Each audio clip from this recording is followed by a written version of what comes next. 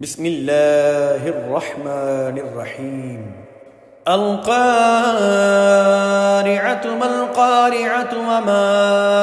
أدراك ما القارعة يوم يكون الناس كالفراش المبثوث وتكون الجبال كالعهن المنفوش فأما من ثقلت موازينه فهو في عيشة راضية وأما من خفت موازينه فأمه